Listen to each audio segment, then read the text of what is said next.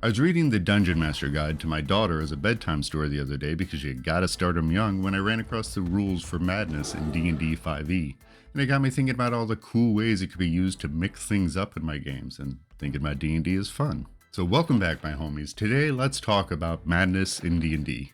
It's a fun little mechanic, and outside of Tomb of Annihilation and Curse of Strahd, it feels a little overlooked in our games. My games especially, which are all homebrew adventures set in my bastardized version of Faerun. I for one have never used it in my games. After reading through the mechanic a little bit, I was given some inspiration on how I could use it going forward. So buried deep in the Dungeon Master Guide, located just to the left of Judgmental Jesus, is a short and concise rundown on the mechanics behind madness in the game. The Dungeon Master Guide gives a couple examples on where it could be used, like the 5th level divination spell, Contact Other Plane. We are literally trying to contact a powerful being on a different plane, having to make a saving throw in which failure leaves you insane until you complete a long rest. You can even use the 7th level abjuration spell, Symbol, to set a glyph inflicting madness on your unsuspecting victim. In both cases, the spell effects themselves detail a very bland version of insanity. But we can do better than that, right? Of course we can, because the DMG gives us the tables. First, there's 3 tiers of madness based on the length of the effect: short-term, long-term, and indefinite. Short-term is measured in minutes, long-term hours, and indefinite is a lifelong commitment to the cray-cray. Understandably so, the short-term madness effects have the most teeth. They are the most debilitating. Effects in the short term range from the loss of your bodily control, like being paralyzed, stunned, or incapacitated, all the way to some more wild and weird circumstances like strange compulsions, babbling uncontrollably, or following the orders of literally anybody. And above just the root impact of the madness, the table also provides the method in which you are insane.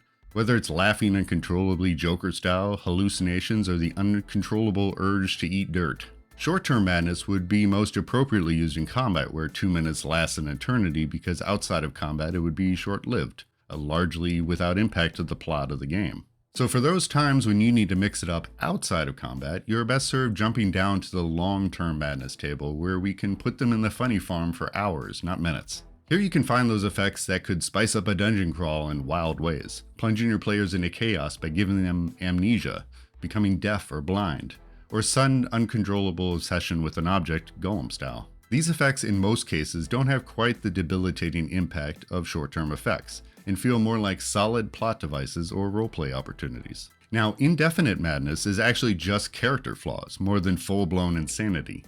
They even changed the wording for this table to flaw, and this table feels more like it would be primarily used during character creation. As a DM, I'm not sure inflicting indefinite madness on a player is a good move, because it's literally going to augment the personality of the character. It feels a little agency robbing. The indefinite madness table largely feels out of place in this section. So to use madness in game, we could mix it into spell effects, replacing the plain Jane insanity details in certain spells with these expanded tables. We could also consider building it into traps or curses. Opening a sarcophagus on an ancient warlord, or flipping through the pages of a massive tome kept in an archmage's study behind a locked glass case with a sign that says definitely do not open.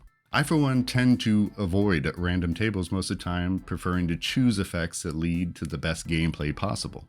If the players find a cursed book hidden in a grand library and open it, I would opt to have a more fun effect, like they become deaf in a library over losing the ability to speak. The joy of watching a player talking exceptionally loud in a library because they can't hear themselves, much to the frustration of the other patrons and staff, would make for a memorable game night. Other DMs might choose to let the dice gods decide the player's fate. That's up to them.